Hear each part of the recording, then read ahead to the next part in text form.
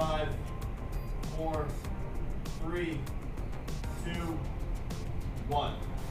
Hunger in America has reached a crisis point thanks to the pandemic. Next on the Jeff Crilley Show, we'll talk to the president and CEO of the North Texas Food Bank about food insecurity. That's coming up.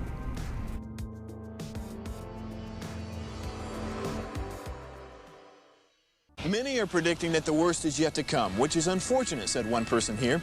Until now, they've enjoyed the reputation of being the nation's icebox. Watched a burglar in his home this morning by webcam. As a journalist of over 25 years, stories are what make my world turn. Reporting live from the Dallas newsroom tonight, Jeff Crilley, Fox 4 News. But in 2008, I took the jump from my familiar life and started a PR firm from my home. We're talking about anyone with a camcorder like the one I'm using becomes a television network. We started slowly growing the company, and we now have over 100 clients, and we've branched into the world of live digital broadcasting. I now own 8 different TV studios and have a huge team, and the stories that I now get to share are sometimes the most important of my life. Life has a funny way of coming around full circle. This is the Jeff Crilley Show. My father is a minister, and as a child I remember going to church where my father would feed the homeless of Detroit. So I've always had a heart for hunger. And to talk about that right now, because it's in really a crisis point right now, Trisha Cunningham, she is the CEO and president of the North Texas Food Bank. Thanks for coming on the show. Thank you for having me, Jeff. Yeah. Well, I know hunger has always been an issue during good times and bad, but during a pandemic, during a recession, it's really acute, isn't it? Oh, it is. You know, it really was practically overnight. As we saw people losing their jobs, we saw people in the lines needing food that had never needed them before. And we basically doubled our production and our output of food in just a matter of weeks. Tell me if this is true, that often donors become recipients during a crisis like this. You know, you just never know. People that are hungry all the time look just like you and I, and you never know when you might need a little extra help. But there are people that lost their jobs that never expected to lose their jobs just because of this pandemic. And yes, there are people that have come out and volunteered with us, that have given to us, that are now recipients of the food that we are providing to the community. And Trisha, everybody knows the name North Texas Food Bank, but many don't actually know what you guys do. Can you explain? Yeah, you know, I really actually try to explain it a little bit more, that we're a nonprofit logistics company. We have a 230,000 square foot warehouse that we bring food into. We have a fleet of almost 30 trucks that we distribute out to more than 200 partner agencies across our 13 counties that we serve. So we serve 10,000 square miles in our community, and on average we supply about 80% of the food in those local food pantries. But we love our partner agencies because they're there in that community. They know the community. They're that trusted source in the community. So if someone is hungry, they can go to their local community pantry and not only get food, but they typically get help to get them back on their feet as well. And I know you've received a lot of accolades over the years, but one of the ones that I know you're most proud of is the Dallas Business Journal just recognized you. We're going to show the article. You were recognized as a 2020 Women in Business recipient. So congratulations on that. Well, thank you so much. You know, certainly I don't do what I do for accolades or awards, but it's nice to have the recognition. I've spent 30 years in business, and then now to be able to use those skills to be able to help others at the North Texas Food Bank and really to support our mission, that's what's fulfilling to me. Yes. Talk about the pivot, because that word is overused, but you guys had to pivot as well. We absolutely had to. So we were used to having, tens of thousands of volunteers come to the North Texas Food Bank for the year. We had 41,000 volunteers the prior year, but we literally were having people from corporations where they would do team building events and come volunteer. They would meet their employees at the door and say, our company has a policy that we can't be in large groups now, so we can't allow you to come in and volunteer. And so we went from having volunteers to not having volunteers. We went from being able to take pallets of food and giving those to the partner agencies that typically have a grocery store shopping experience, to then having to figure out how do we distribute food in a safe way. So we had to kit food and make sure it was nutritionally balanced. So that was a higher labor issue whenever we had lower labor. So we had to figure out how do we go off and be able to do this. And then we also had to protect our own employees as well and make sure we had measures in place, because if the food bank went down, so many in our community were relying on us. So we shifted to 3 shifts to try to make sure that we actually had some distance, and also we needed that to continue the operations as well. Well, and as you pointed out before the broadcast, food is such an essential part of life that if you're hungry, everything falls apart, doesn't it? Absolutely. And with my former role, I traveled the world and I was able to see the needs in communities. And it doesn't matter whether you live in Dallas, Texas, or whether you live in India, China, it doesn't matter. Hunger is the most basic of needs. You have to have food to survive, and you can't, improve your health. You can't learn if you're worried about your stomach rumbling. All the things that we're trying to do, food is essential to people thriving. Yes, and you hold events year-round. There was a nice event a couple of weeks ago. It was covered by NBC5. Let's roll that clip. It was an amazing effort to feed families across North Texas. More than 87,000 meals given to families in need.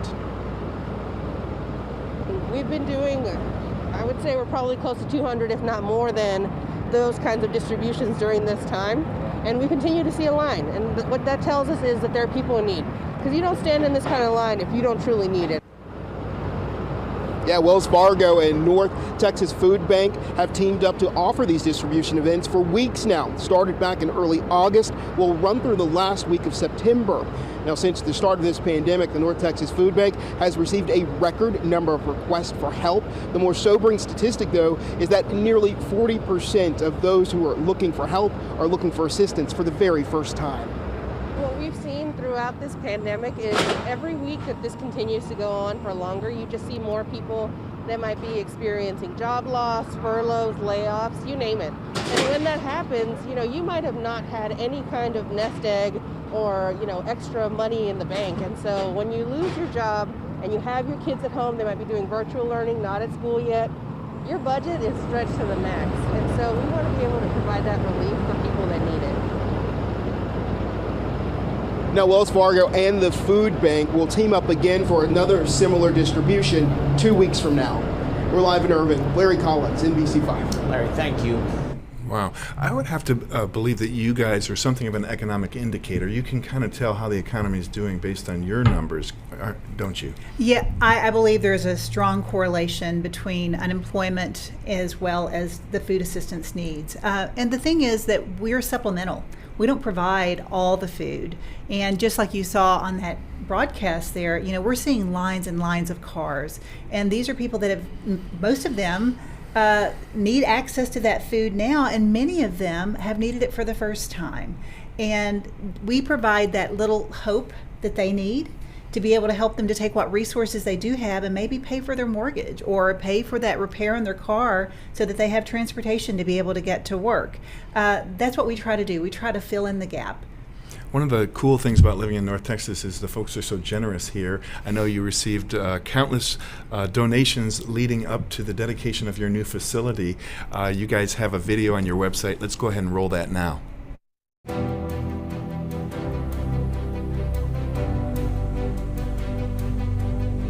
I literally have goosebumps as I stand here with all of you here in our new home.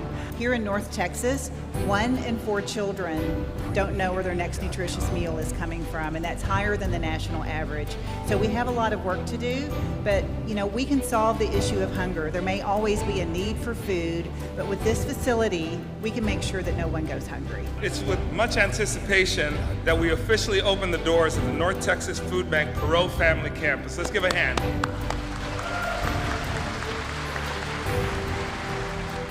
And by virtue of having this distribution center here, the food bank will be able to serve 13 counties and put food on the table for all of our neighbors.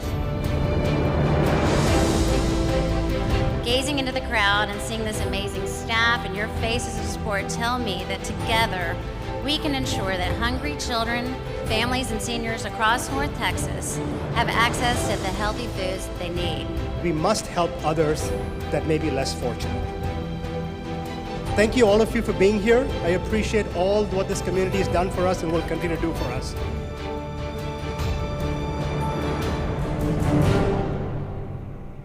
Wow, that is beautiful. Well, tell us about plans for the future. Where do you see all this going? So there are great needs in our community. Even before the pandemic hit, there are great needs in our community. And I believe what our team has shown, what our partner agencies have shown, is that we're able to rise up to meet those needs. So in the future, we want to make sure that we can put more food out into the community, because we weren't meeting the full need before. So we want to make sure that we can try to meet the full needs. One of the great things is we had a 2025 strategic plan in place that was to get us to 92 million meals by that point in time. We hit that this past year. Not only that, but 5 million more. We hit 97 million meals this past year. So we've proven that we can do it if we have access to the resources to make it happen, and we know that our community needs access to that. And I can tell from just the gleam in your eye, you love your life. I know you had a very successful career with TI for many, many years. What's the difference in terms of getting out of bed in the morning now versus when you were at TI?